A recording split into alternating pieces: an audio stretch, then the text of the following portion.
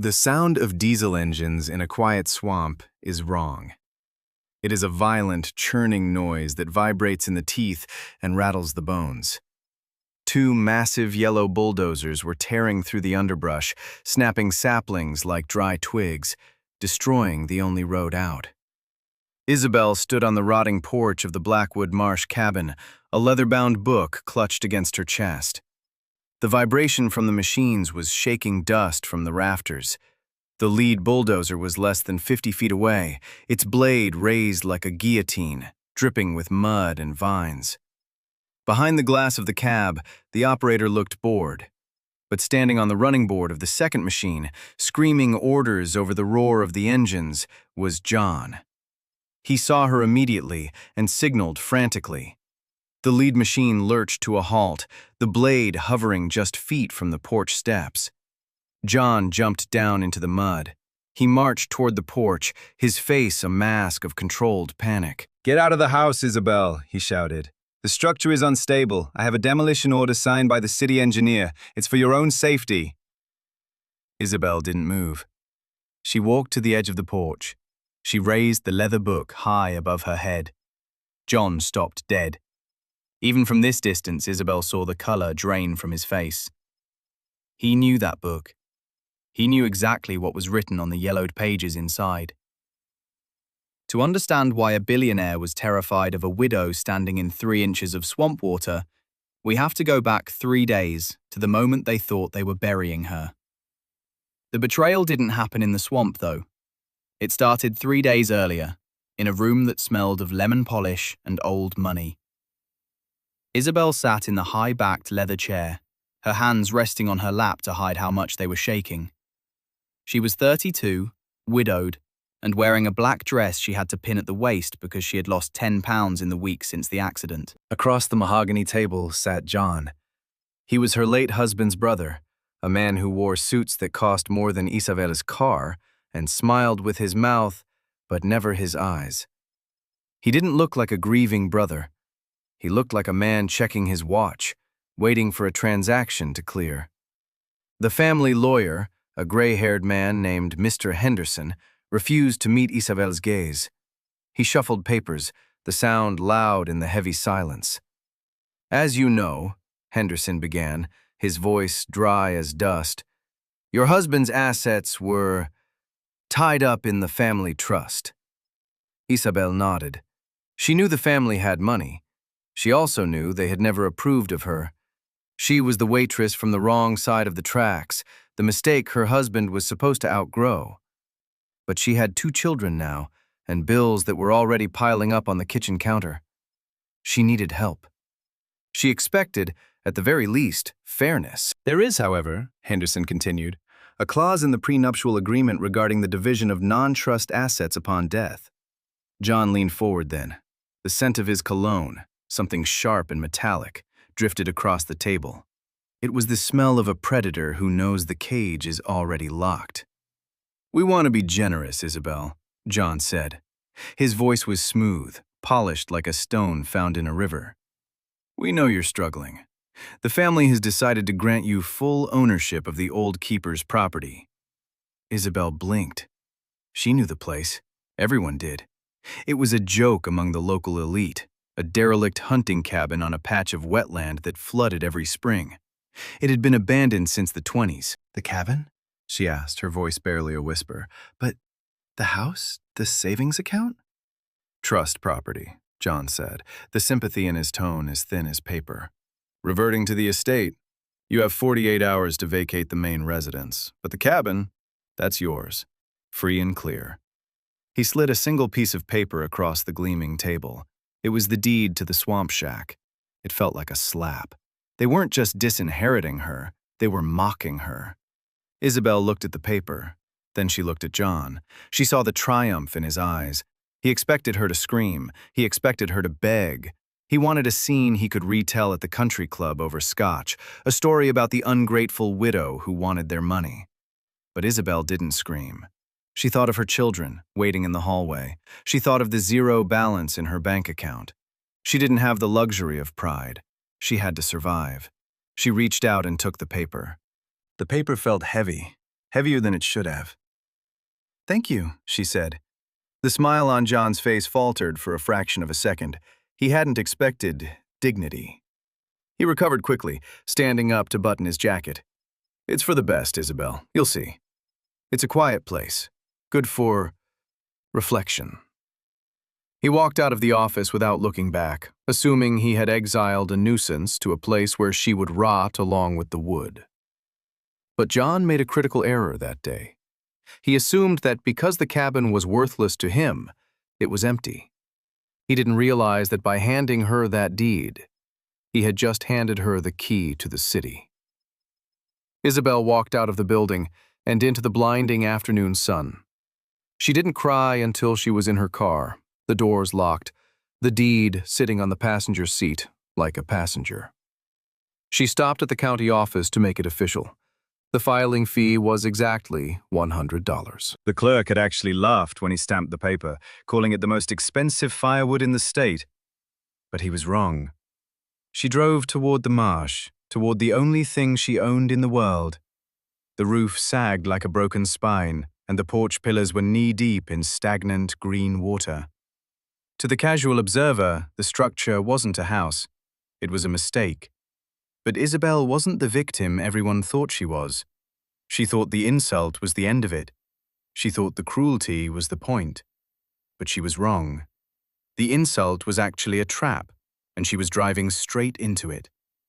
The road ended 3 miles before the property did. Isabel had to navigate the sedan down a logging track that hadn't seen gravel in a decade. The tires spun in the slick, black mud, fighting for every inch. When the cabin finally came into view, her heart didn't just sink, it bottomed out. The wood was gray and slick with moss, the windows were clouded with grime, and the porch listed dangerously to the left, as if the swamp was slowly pulling it down into its throat. The children, Leo and Maya, were silent in the back seat. Isabel turned off the engine, and the silence of the marsh rushed in, a heavy, wet quiet broken only by the drone of insects. The front door was swollen shut from the humidity. When Isabel finally shouldered it open, the smell hit her.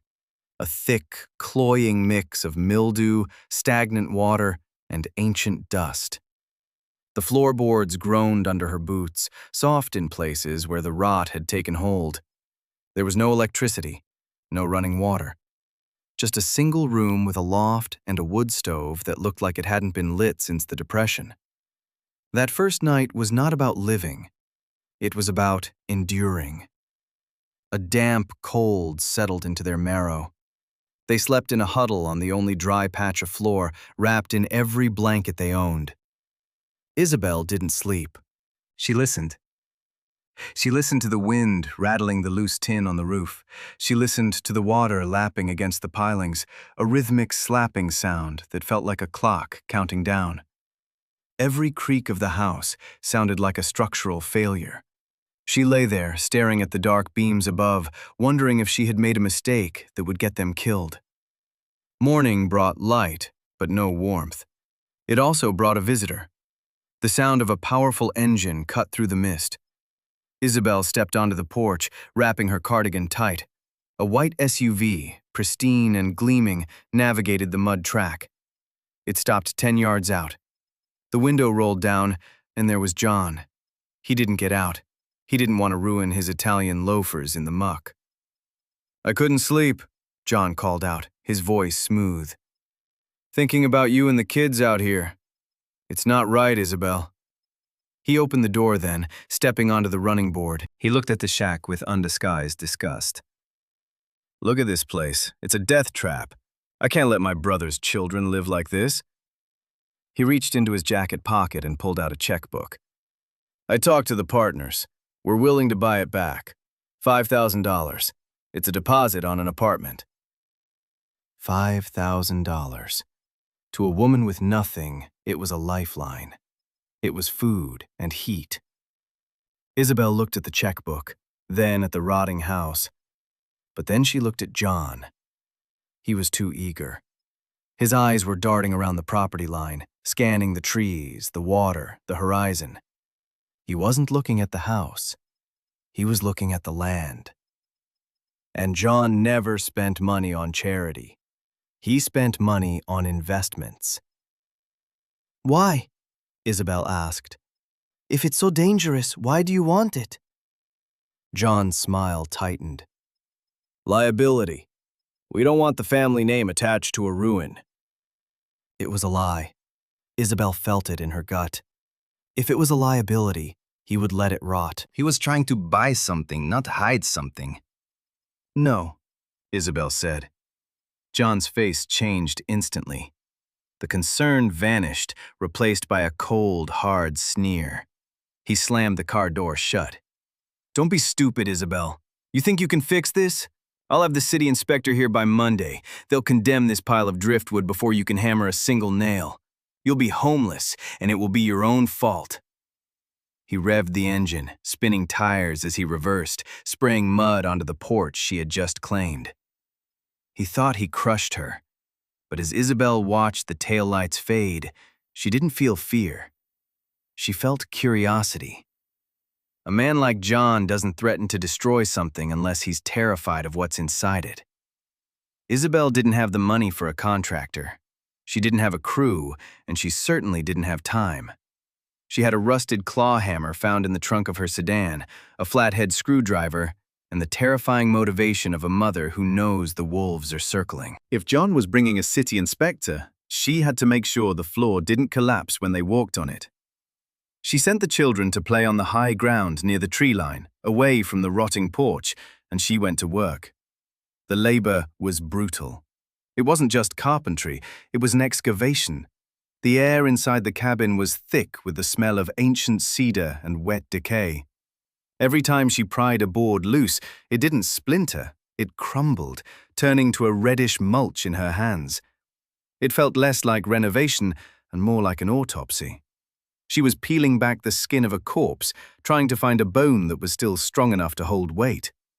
She kept pulling, ripping up the laminate that had been laid down in the 70s to hide the damage. That was when the crowbar hit something that didn't sound like wood. It rang. A sharp, clear, metallic note that echoed in the empty room. Isabel frowned, wiping sweat from her eyes with a muddy forearm. She cleared away the debris, expecting to find a rusted pipe or maybe an old iron stove mount. She dug deeper, pulling up 2 more boards to expose the subfloor structure. She stopped. She stared. Running the entire length of the main room, beneath the rotting timber, were beams of industrial steel. They weren't rusted. They were coated in a thick black tar that had preserved them perfectly against the swamp's moisture. These weren't the makeshift supports of a hunting shack. These were I-beams, the kind used in skyscrapers or bank vaults. They were massive, over-engineered, and completely out of place. It was like finding a jet engine inside a horse cart. Why would anyone spend a fortune reinforcing the floor of a disposable shack in the middle of nowhere? Isabel didn't have time to answer the question. The light in the cabin suddenly died. She looked up. The sun hadn't set. It had been swallowed. Through the dirty window, she saw the sky turn a bruised, sickly purple. The wind, which had been a low moan all morning, escalated into a shriek. The trees outside bent double, thrashing against the coming violence. The storm didn't build, it crashed. Within minutes, the cabin was being assaulted from every side. Rain lashed the tin roof with the sound of 1,000 hammers. The wind slammed against the walls, making the entire structure groan. But the real danger wasn't the wind, it was the water. The marsh, already swollen, began to rise. The black sludge crept up the porch steps, inch by inch, swallowing the world. Isabel grabbed the children, pulling them up the ladder to the small loft. It was the only place that felt safe. They huddled together under a wool blanket, listening to the world end outside. The temperature plummeted. The roof leaked in a dozen places, dripping cold, dirty water onto the steel beams below. For 6 hours, they didn't move. Isabel held her breath every time the wind gusted, waiting for the walls to fold. She thought about John, sitting in his dry, warm mansion. She wondered if he had checked the weather report and smiled. But the storm, for all its fury, was not her enemy. It was a broom. By dawn, the rain stopped. The silence that followed was heavy and wet. Isabel climbed down the ladder, her legs stiff. The water had breached the threshold, flooding the main room with 3 inches of muck before receding. But where she had torn up the floorboards, the rushing water had done something else. It had acted as a high-pressure hose. The storm had scoured away the top layer of silt and debris between the steel beams. Isabel walked to the edge of the hole in the floor. She looked down into the crawl space. The mud was gone. And there, resting between the massive steel supports, sat a square metal hatch. It was watertight, sealed with heavy iron bolts, and stamped with a manufacture date, 1924. The storm hadn't destroyed her home. It had washed away the lie to reveal the truth underneath. Isabel didn't have the right tools. She didn't have a socket set or a breaker bar.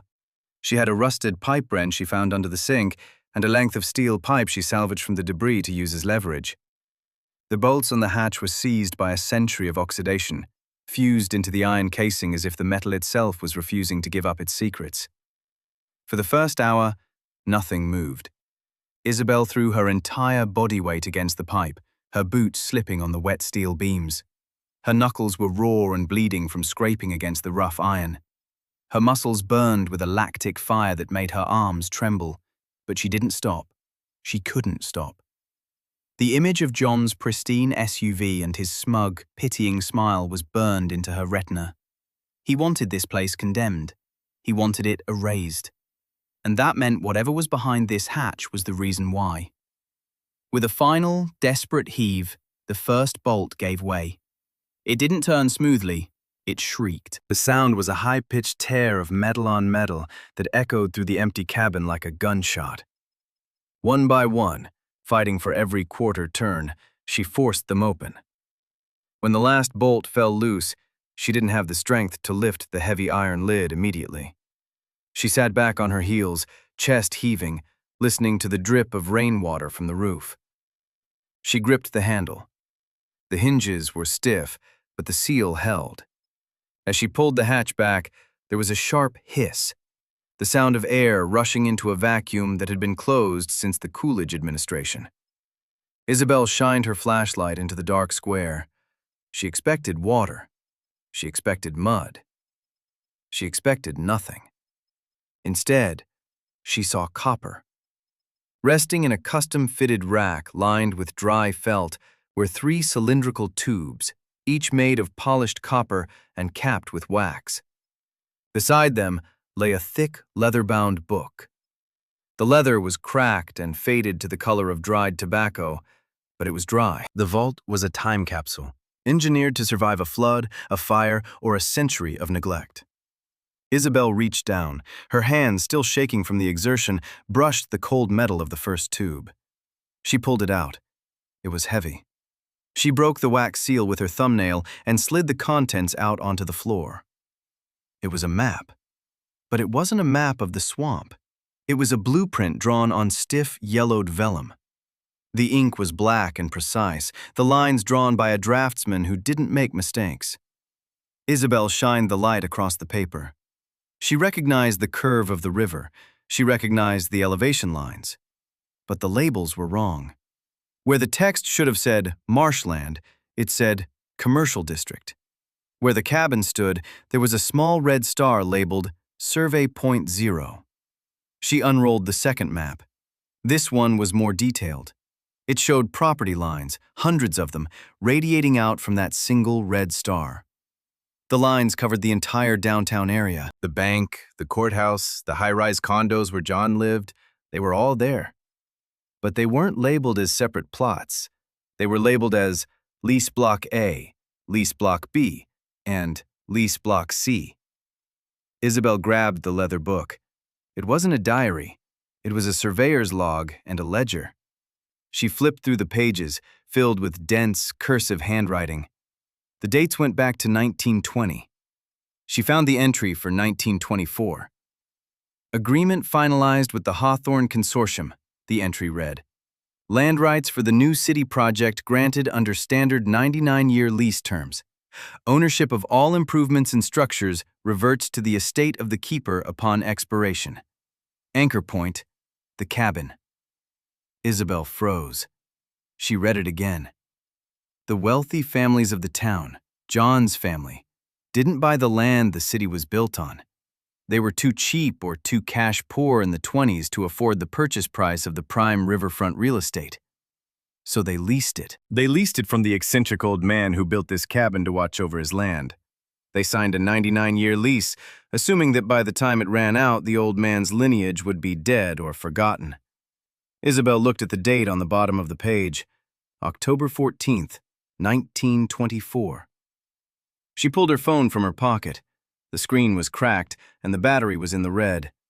She checked today's date, October 17th, 2023. The lease had expired the very day she buried her husband.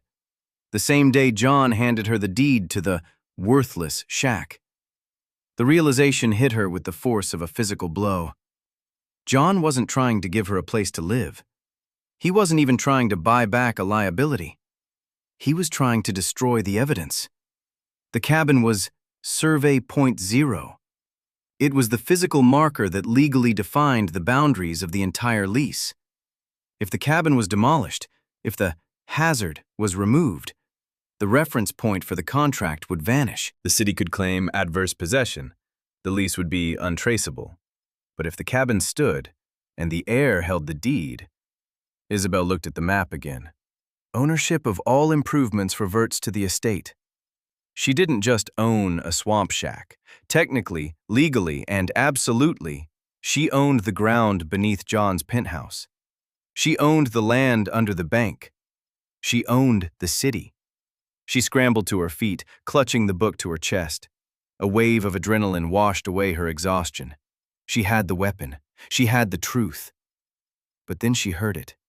It was a low rumble, deeper than the thunder, vibrating through the steel beams she was standing on. It was the sound of heavy diesel engines. She looked out the grimy window. Through the trees, yellow lights were cutting through the morning mist. John hadn't waited for the inspector. He hadn't waited for the week to end. He knew the date just as well as she did. The bulldozers were already here. The sound of diesel engines in a quiet swamp is wrong. It is a violent, churning noise that vibrates in the teeth and rattles the bones. Two massive yellow bulldozers were tearing through the underbrush, snapping saplings like dry twigs.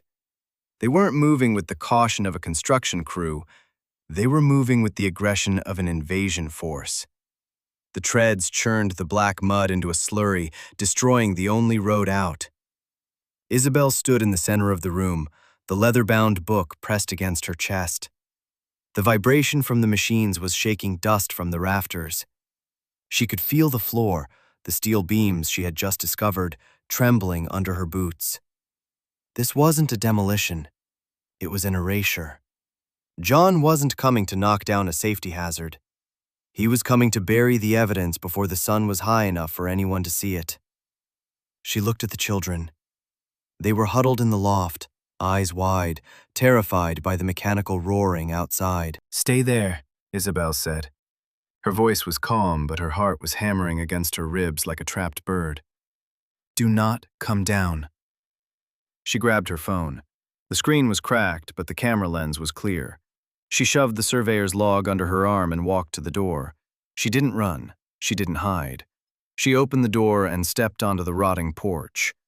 The lead bulldozer was less than 50 feet away. Its blade was raised like a guillotine, dripping with mud and vines. Behind the glass of the cab, the operator looked bored, a man just doing a job he didn't understand. But standing on the running board of the second machine, screaming orders over the roar of the engines, was John. He saw her immediately. He waved his hand, a sharp cutting motion, and the lead machine revved its engine, black smoke pouring from the exhaust stack. He expected her to run. He expected the noise and the sheer size of the steel beast to send her fleeing into the trees. Isabel didn't move. She walked to the edge of the porch, right where the wood was softest. She raised the leather book high above her head. It was a small gesture in the face of 20 tons of machinery, but John saw it. He froze. Even from this distance, Isabel saw the color drain from his face. He knew that book. He knew the binding. He knew exactly what was written on the yellowed pages inside. He signaled frantically to the driver. The bulldozer lurched to a halt, the blade hovering just feet from the porch steps.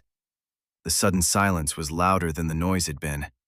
The only sound was the idling engine and the heavy breathing of the swamp. John jumped down into the mud. He didn't care about his shoes this time. He marched toward the porch, his face a mask of controlled panic. "Isabel," he shouted, stopping at the bottom of the steps. "Get out of the house. The structure is unstable. I have a demolition order signed by the city engineer. It's for your own safety." "It's not a house, John," Isabel said. Her voice was steady, carried by the damp air. "It's a marker. Survey point 0. John flinched. The words hit him harder than a physical blow. He looked at the book in her hand, then back at her face. The mask of the concerned brother-in-law slipped completely. "Give me the book," he said.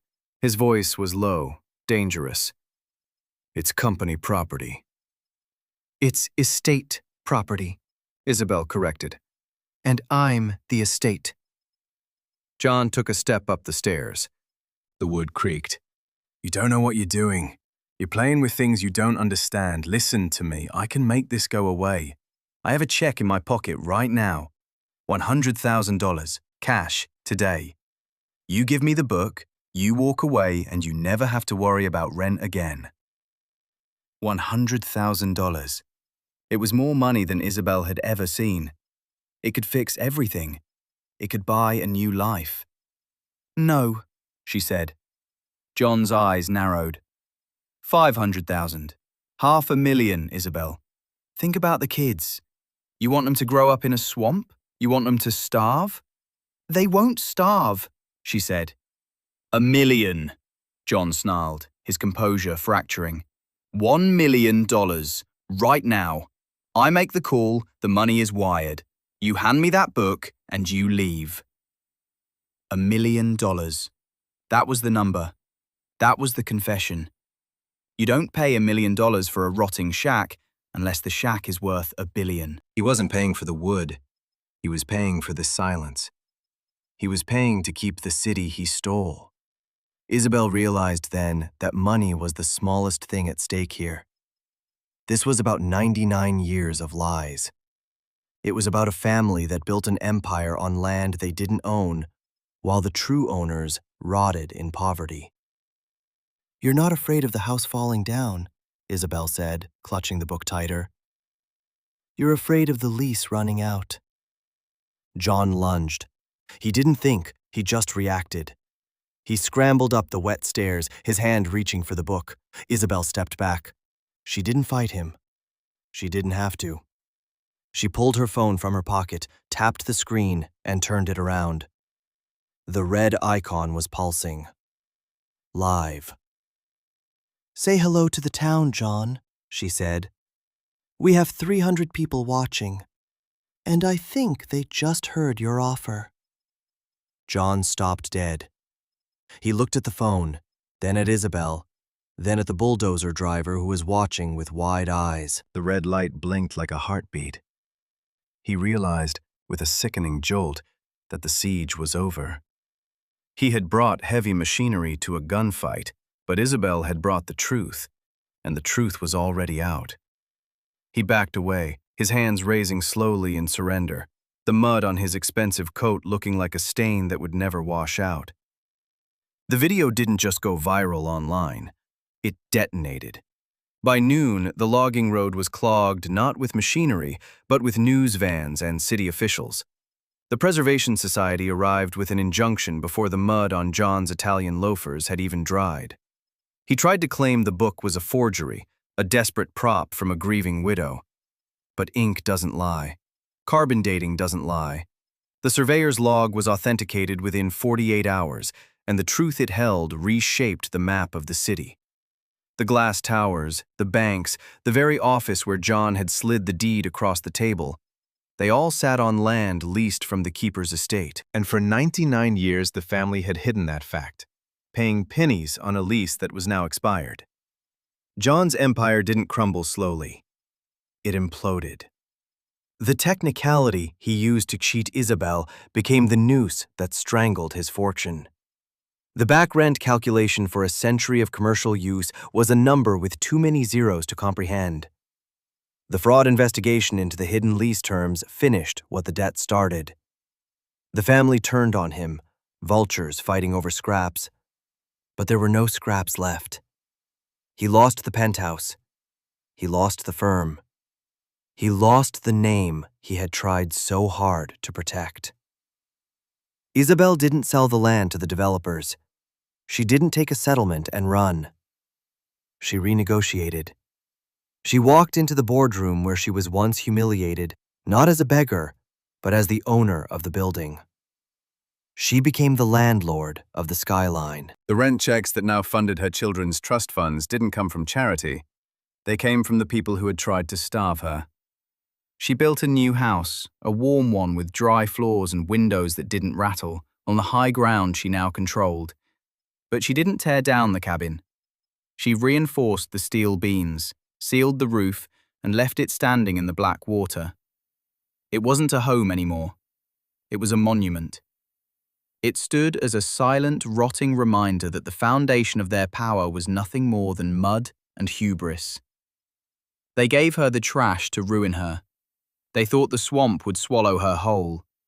Instead, the trash contained the kingdom, and the swamp swallowed them. Isabel won, but the victory was quiet. The family gatherings were gone, replaced by lawyers and ledgers. Justice was served, cold and absolute, but the cost was a different kind of isolation. Was the money worth the silence? Maybe that's the wrong question. Maybe the question is, what is the price of your dignity? Sometimes the things we throw away are the only things that matter. If you want to see another story where the underdog bites back, subscribe now, because the vault is closed, but the truth never stays buried forever.